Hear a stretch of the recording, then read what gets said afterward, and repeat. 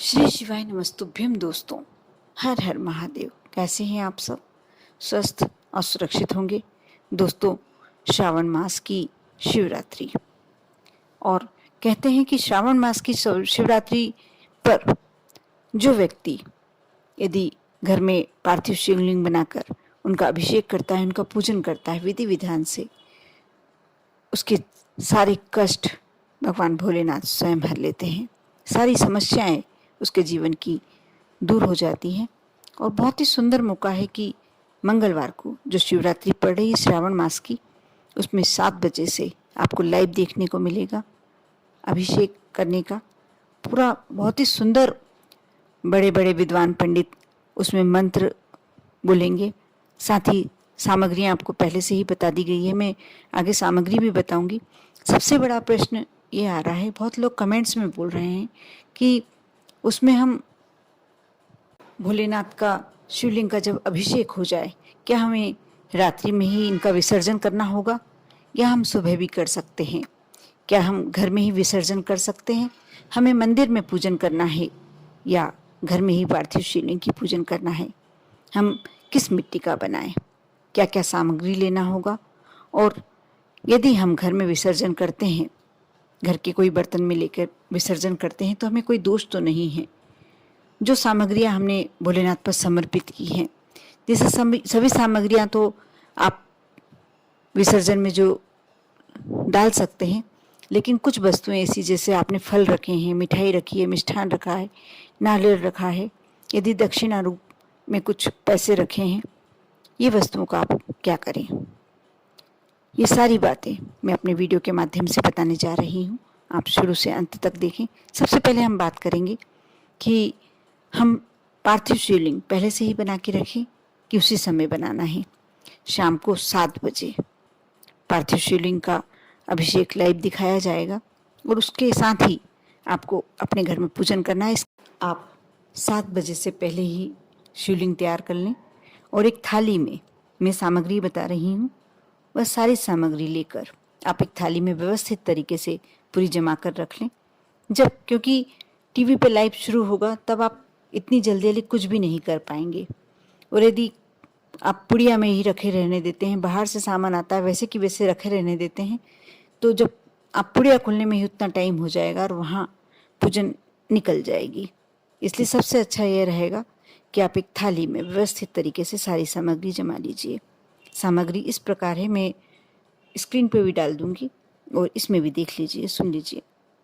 1 लोटा जल, गेहूं के 21 दाने, कमलगट्टे 5, चावल साबुत 108 दाने, काली मिर्च 21, काली तिल 1 चुटकी, 1 धतूरा, बेलपत्र 7, शमी पत्र 7, गुलाब के पुष्प 7, सुपारी गोल 2, जनेऊ 2 जोड़े, देशी घी के दीपक 2, एक आरती के लिए और एक पूजन के समय प्रज्वलित करना पड़ेगा। फल 2, कोई से भी 2 फल ले सकते हैं आप। मिठाई प्रसाद के लिए आप जितनी ले सकते हैं उतनी लीजिए। इत्र, पीला चंदन, मोली, कलावा, कपूर, लौंग, और चावल थोड़े से अलग रखने होंगे साबुत पूजन के लिए। पंचामृत में आपको दूध, दही, घी, शहद, शक्कर और गंगा जल, ये सारी सामग्रियों की आवश्यकता रहेगी। और पार्थिव निर्माण के लिए मिट्टी, साथ ही 1 बेलपत्र। जो आप पार्थिव शिवलिंग बनाते हैं उसके नीचे हमेशा 1 बेलपत्र रख के ही पार्थिव शिवलिंग का निर्माण करना चाहिए। जो सामग्री नहीं मिल पा रही है उसके लिए आप परेशान ना हो, क्योंकि कहते हैं कि यदि आप भावना से करते हैं, दिल से करते हैं, विश्वास से करते हैं, श्रद्धा से करते हैं, तो ज़रूरी नहीं है कि उस सामग्री के लिए आप, यदि बहुत महंगी मिल रही है या किसी कारण से आपको नहीं मिल पा रही है, तो आप परेशान हो जाएं। उस सामग्री की जगह आप चावल समर्पित कर सकते हैं। वही उस स्मरण मन में एक भाव ऐसा रखें, चावल आप समर्पित कर रहे हैं और जो सामग्री आपके पास नहीं है उस सामग्री को समझकर आप चावल का, अक्षत का को समर्पित कर सकते हैं। क्योंकि पूजन में सामग्री क्या है क्या नहीं है इसका महत्व नहीं है। आपकी भावना कितनी है और आप उस समय तन मन धन तीनों से उपस्थित हैं या नहीं, ये सबसे ज़्यादा महत्व रखता है। उस समय आपके पास सामग्री क्या है और क्या चढ़ा रहे हैं, ये महत्व नहीं रखता।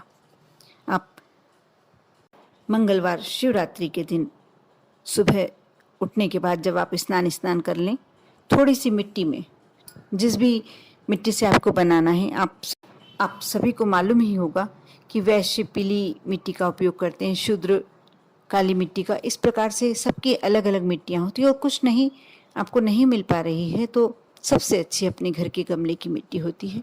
आप उससे भी निर्माण कर सकते हैं, उनसे भी बना सकते हैं। आप मिट्टी में थोड़ा सा, यदि आपके घर में गंगा जल है तो थोड़े से छींटे मिट्टी में दे दें। सुबह स्नान करने के बाद उसे अपने परिंदे पर रख दें। आपके घर के सारे दोष, सारे नकारात्मक ऊर्जा आप मानकर चलिए दूर होने की शुरुआत हो चुकी है। उसके बाद आप शाम को 7 बजे से पूर्व ही भोलेनाथ की शिवलिंग का, पार्थिव शिवलिंग का निर्माण कर लें। और जब पार्थिव शिवलिंग आप बनाएं, सबसे पहले उसमें नीचे एक बेलपत्र रखें। और ये सारी सामग्रियाँ जो आप भोलेनाथ को समर्पित कर रहे हैं, इस बात का विशेष ध्यान रखें कि कोई भी खंडित नहीं होनी चाहिए। भोलेनाथ को मैं बार बार अपने वीडियो में यही बताती हूँ कि आप पूजन करते हैं लेकिन क्यों नहीं आपको फल मिल पाता, क्योंकि आप आधी अधूरी बातों का ध्यान रखते हैं, पूरी बातों का ध्यान ही नहीं रख पाते, इसलिए आपकी पूजन कम सफल हो पाती है। इसलिए आप इस बात का अवश्य ध्यान रखें कि भोलेनाथ को कोई भी वस्तु अधूरी नहीं चढ़ती है।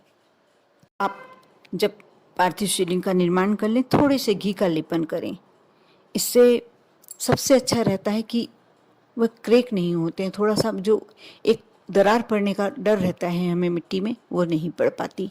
और यदि हो सके तो छोटा सा कंकर, यदि रेत बालू वगैरह डाल देते हैं आप शिवलिंग का निर्माण करते समय, तो यदि कुछ कारणों से थोड़ी सी दरार पड़ भी जाए तो आपको दोष नहीं लगता और आपकी पूजन सफल होती है।